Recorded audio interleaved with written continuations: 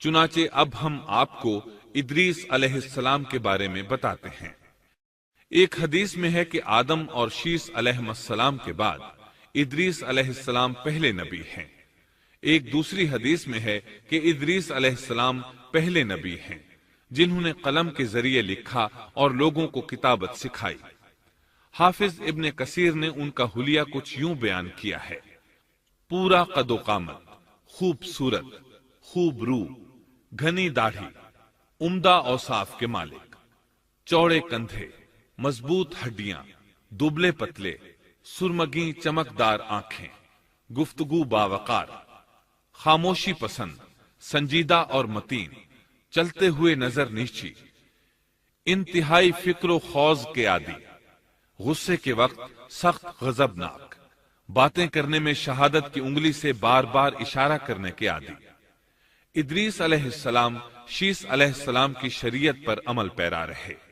چونکہ ادریس علیہ السلام رسول بھی تھے، اس لیے اللہ کی طرف سے مستقل ان پر شریعت نازل ہوئی، جس کی تشریح و تفسیر کر کے لوگوں کو احکام الہی سے آگاہ فرماتے۔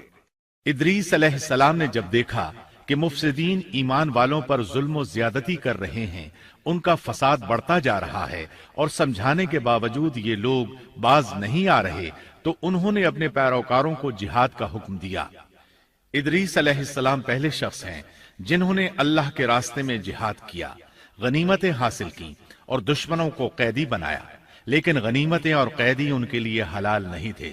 رسول اللہ صلی اللہ علیہ وسلم پہلے رسول ہیں جن کے لیے غنیمتیں حلال کی گئیں، لیکن یہ بات یقینی ہے کہ جہاد سب سے پہلے ادریس علیہ السلام نے کیا۔ انہوں نے جہاد کے لیے سب سے پہلے ایک لشکر تیار کیا، پھر اس لشکر کو دو حصوں میں تقسیم کیا۔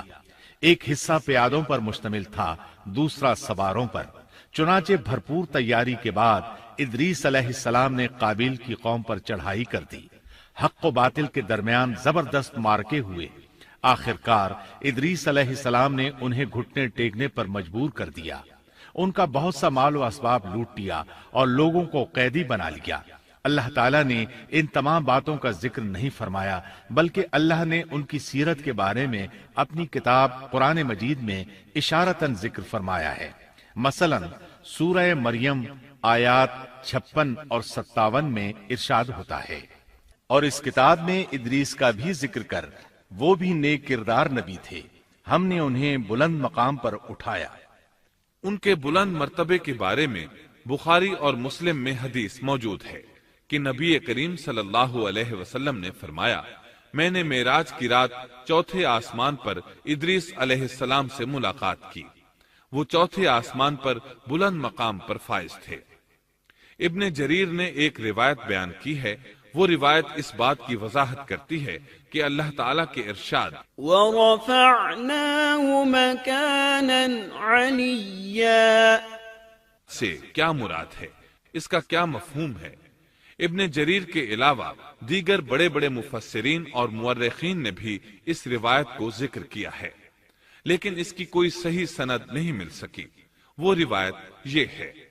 ابن ابی حاتم وغیرہ نے اس روایت کو ہلال بن یسار سے بیان کیا ہے۔ وہ کہتے ہیں میری موجودگی میں ابن عباس رضی اللہ عنہما نے کعب رحمت اللہ علیہ سے پوچھا، کعب، ادریس علیہ السلام کے متعلق اللہ تعالیٰ کے اس قول وَرَفَعْنَاهُ مَكَانًا عَلِيًّا ہم نے انہیں بلند مقام پر اٹھا لیا کا کیا مطلب ہے؟ تو کعب رحمت اللہ علیہ نے جواب دیا، اللہ تعالیٰ نے ادریس علیہ السلام پر ایک مرتبہ یہ وحی نازل فرمائی، اے ادریس، تمام اہل دنیا جس قدر روزانہ نیک عمل کریں گے ان سب کے برابر میں تجھے ہر دن اجر دوں گا۔ ادریس علیہ السلام نے یہ سنا تو انہیں خواہش محسوس ہوئی کہ میرے اعمال میں روز افزوں اضافہ ہو، اس لیے عمر کا حصہ طویل ہو جائے تو اچھا ہے۔ انہوں نے وحی الہی اور اپنے اس خیال کو ایک رفیق فرشتے پر ظاہر کر کے کہا، اس معاملے میں موت کے فرشتے سے گفتگو کرو تاکہ میں نیک اعمال کا زیادہ سے زیادہ وقت حاصل کر سکوں۔ اس فرشتے نے جب یہ سنا تو ادریس علیہ السلام کو اپنے بازوؤں پر بٹھا کر لے اڑا۔ جب یہ چوتھے آسمان سے گزر رہے تھے تو موت کا فرشتہ زمین پر آنے کے لیے اتر رہا تھا۔ वहीं दोनों की मुलाकात हो गई। दोस्त फरिश्ते ने मौत के फरिश्ते से इदरीस अलैहिस्सलाम के बारे में गुफ्तगू की। मौत के फरिश्ते ने दरियाफ्त किया, इदरीस अलैहिस्सलाम कहाँ हैं? उसने कहा, मेरी पुश्त पर। मौत का फरिश्ता कहने लगा, मुझे अल्लाह की तरफ से ये हुक्म मिला है कि चौथे आसमान पर इदरीस अलैहिस्सलाम की रूह कब्ज करूं। इसलिए मैं सख्त हैरत में था कि ये कैसे मुमकिन है। इदरीस अलैहिस्सलाम तो जमीन पर हैं। चुनाचे मौत का फरिश्ता इदरीस अलैहिस्सलाम के पास आया, उनसे इजाजत तलब की और उनकी रूह कब्ज कर ली। अंबिया को ये इम्तियाज हासिल है कि फरिश्ता उनकी इजाजत के बगैर उनकी रूह कब्ज नहीं कर सकता, और रसूलुल्लाह सल्लल्लाहु अलैहि वसल्लम को तो ये इख्तियार दिया गया कि आप दुनिया में मजीद रहना पसंद करें तो रह सकते हैं, या फिर रफीक आला की रिफाकत को पसंद कर लें। आपने रफीक आला की रिफाकत को पसंद फरमाया। इस तरह इदरीस अलैहिस्सलाम की रूह चौथे आसमान पर कब्ज की गई। इन्हें भी ईसा अलैहिस्सलाम की तरह आसमान पर उठाया गया। फर्क यह है कि ईसा अलैहिस्सलाम की रूह कब्ज नहीं की गई।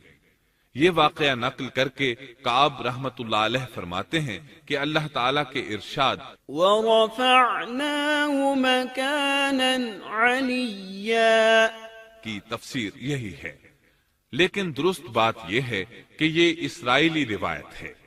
इदरीस अलैहिस्सलाम की वफात हो गई तो लोग फसाद में और बढ़ गए, उनमें शर फैल गया, ताहम वो तौहीद पर कायम रहे।